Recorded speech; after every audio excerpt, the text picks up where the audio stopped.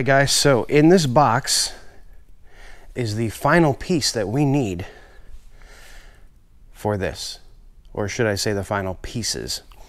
So why don't we grab a hold of this guy here, we'll cut this puppy open, see what we got.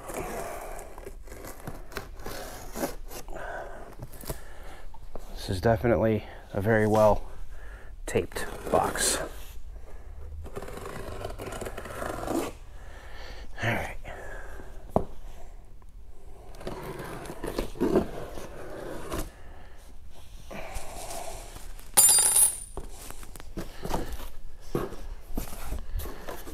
Oh, look at that. Oh, buddy.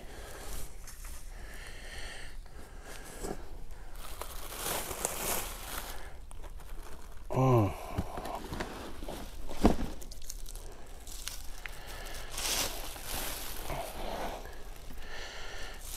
Bear with me. There we go. These super coveted Warp 9 Elites. Nice silver hubs. We ended up changing the hub color like 6 times because you cannot get these things. You legitimately can't get these wheels. Warp 9 is out of stock. Shipping times are like 6 to 8 weeks. And I think we got these in about 5 weeks. So massive shout out to Moto X Industries, and I'll leave their link in the description. They were super cool with trying to get me these things a whole lot faster, because I had the whole video series filmed for this bike 3 weeks ago.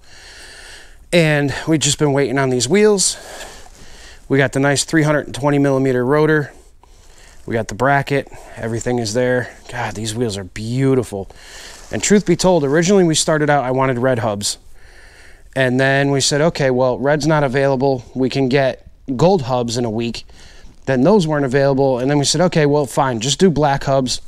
And black hubs sold out. So the only thing left was freshly machined silver hubs, which I think are going to look just fine on this bike. They're going to look great. So thank you again, Moto X Industries. We're going to unpackage the rest of these things and get them on the bike.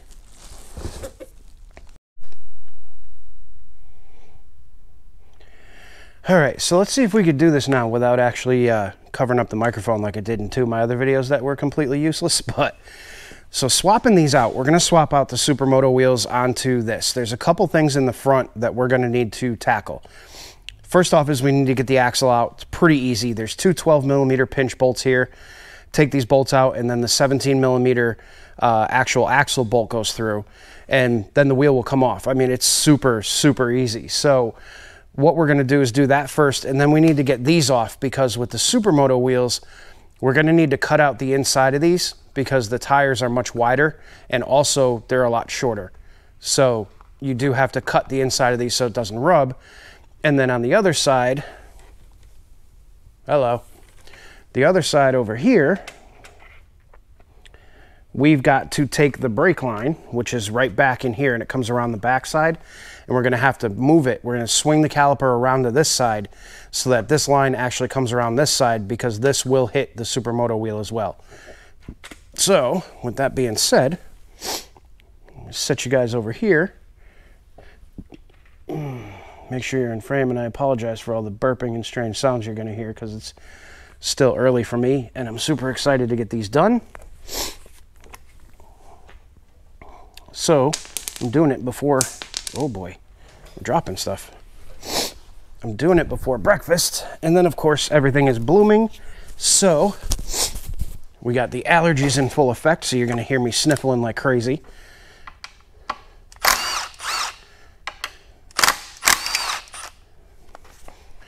All right, so there's the 2 12s, and then we have the 17 millimeter.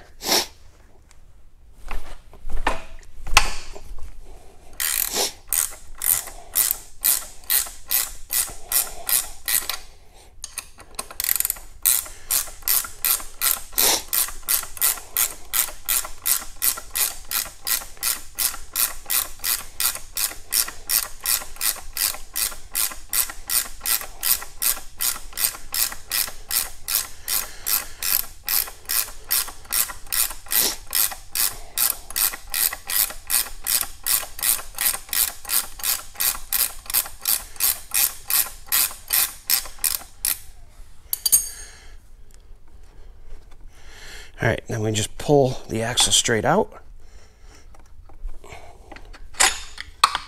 Drop the tire down. Now, save these spacers. Remember which side they go on, because we're going to reuse them on the new wheels. Now we can remove this wheel. Get it out of the way. And then we're going to go ahead and loosen up and remove the bracket for the brake line, which I don't think you guys can see at the moment. There we go. We're going to loosen up the bracket for the brake line right here. We should probably put the 10mm socket on it again. All right, the microphone keeps flipping, so I apologize if the audio is a little messed up. And that's the wrong size, so let's go get the right size. Alrighty, now we got the 8mm.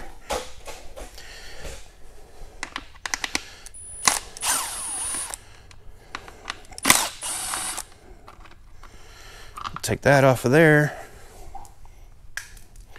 Then we're going to go back to our 12 and pull off our caliper.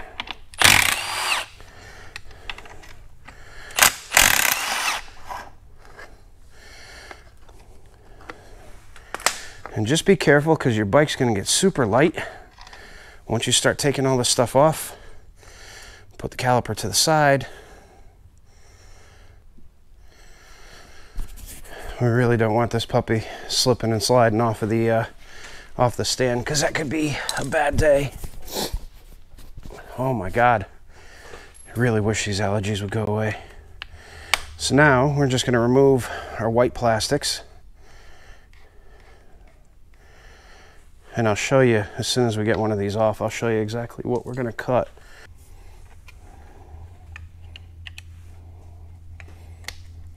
And we're also putting graphics on these too, so they're going to look a whole lot better. Kind of match the rest of the bike. All right.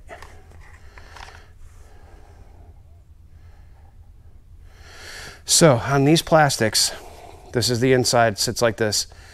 This whole section right here, this extra piece is going to get cut off, because that will hit the wheel when you put the Supermoto wheel on.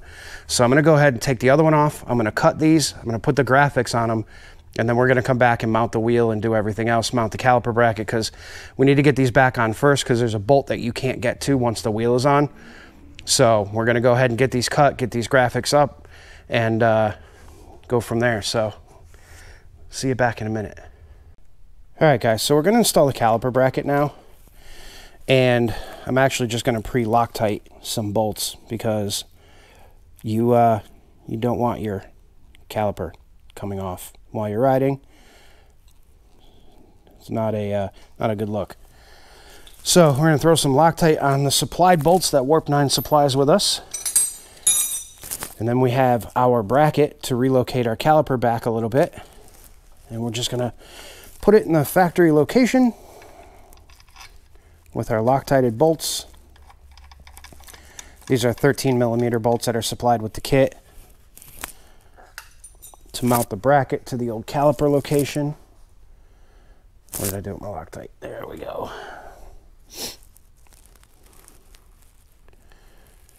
And now we're just Loctite the second bolt.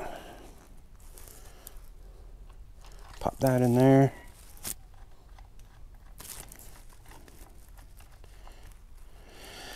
And then we're going to tighten that down by hand. Don't freaking yeet these things in there. You got to remember, you're twisting into aluminum with steel bolts. So it's very easy to overdo it and yank the threads out. So you want it snug, but not like Hercules. And we're just going to lift it up in place. Make sure our spacers are in where they belong.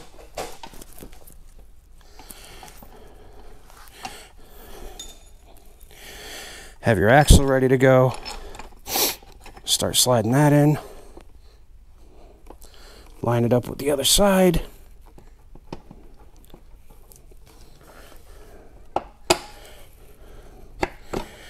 And if you're lucky, like we just were, it drops right in place. Now we can tighten these down.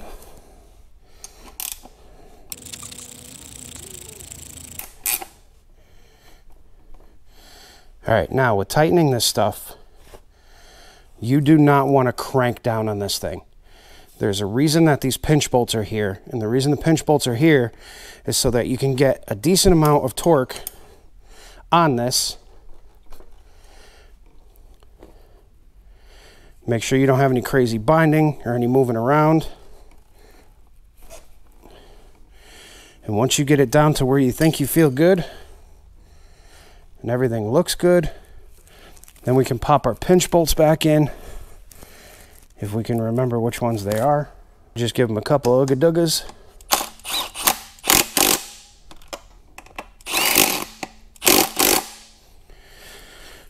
Make sure that our wheel spins nice and that it appears to be centered in between the forks, which it does. Nothing is rubbing, the plastics aren't rubbing. You guys could probably see it better if I put you right in front. Yeah, so you see how we had the clearance on both sides of that?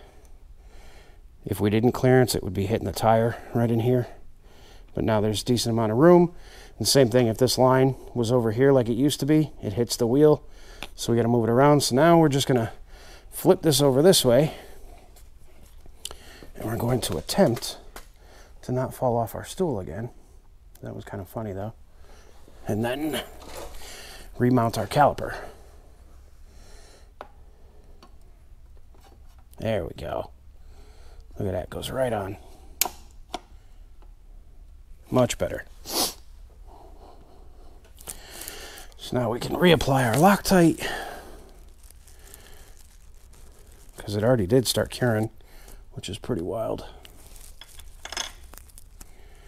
So we got that guy. Just tighten this up.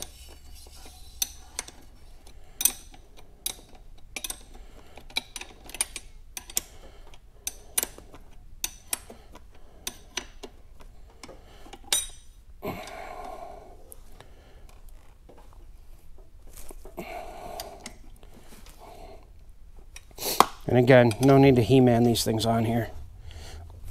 You just want them tight.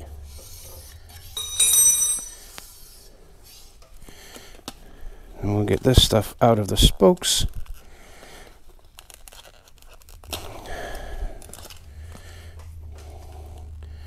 And there you go. Pull the brakes a couple times to reset the, there we go, reset the pads.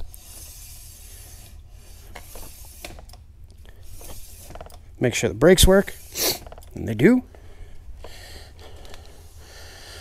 And now we'll peel the sticker off the tire so that we don't bust our ass when we take it out on the road for the first time.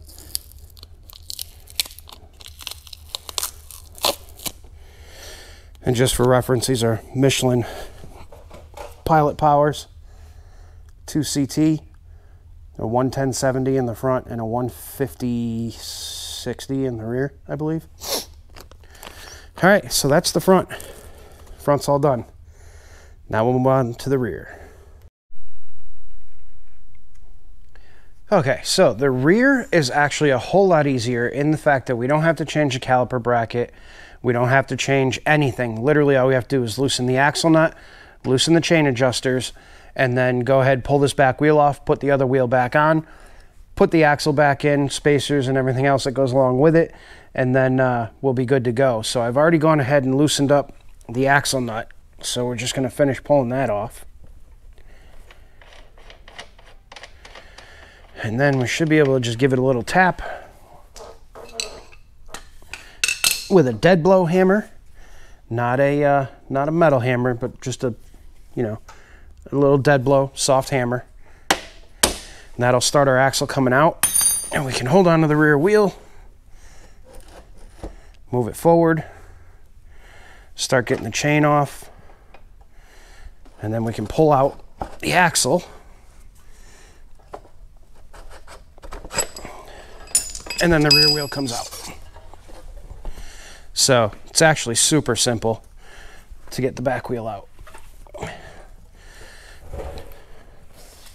Don't want to lose those because those guide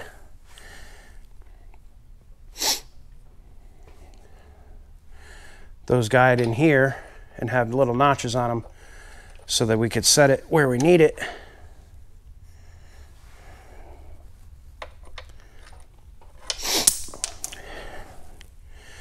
And they do face down and forward. And then there's a little tiny dot down here on the bottom that you can line these little notches up right here on the side. So we'll get that in there. We'll get the axle started just on the edge, so it's sitting there. And we'll grab our wheel. And this is kind of a little bit of a juggling act trying to get these back up in here, because you got the brake caliper. You got to kind of sneak everything past everything. So we'll lay the brake caliper off to the side. We'll get this up in here.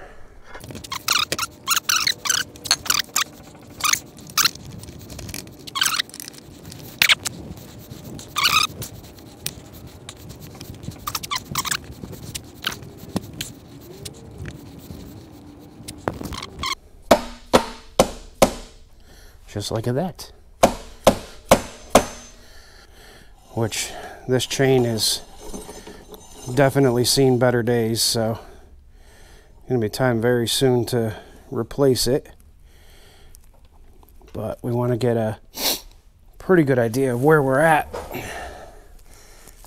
when it comes to, yeah, we're just about at the end of the line on this chain.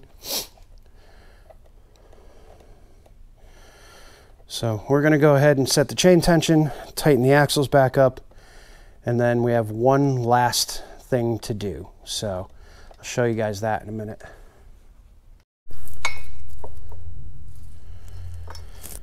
All right, so now with the lower bike, because these wheels and tires are much smaller, the problem that we're going to run into is that the kickstand is too long.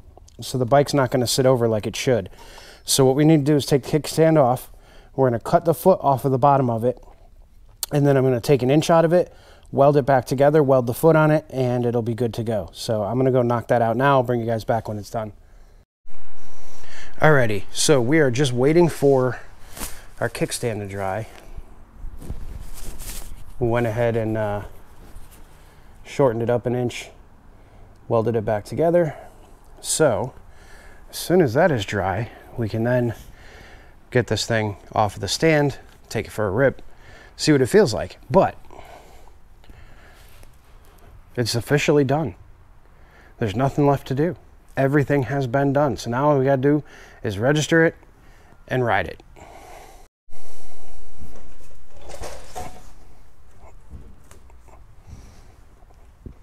Alrighty, so I hope you guys enjoyed the series on this bike build. It was something different for the channel, and for once something for myself. You know, we've got the 540 that we got to get done eventually, but wanted to have something for the summer so I could kind of get away from the shop once in a while, because it's been super busy and been super cramped up in here, especially in the winter and everything else. But hopefully you guys enjoyed this series. If you did, throw a comment down below, let me know how you liked it, and look forward to more videos of this thing riding around. But we're going to split this up. We got about 3 or 4 videos on this bike, so you'll probably see them. Well, I don't know why I'm telling you this now, because this is the last video, but this was the last video. So thank you all for watching. Hope you enjoyed it.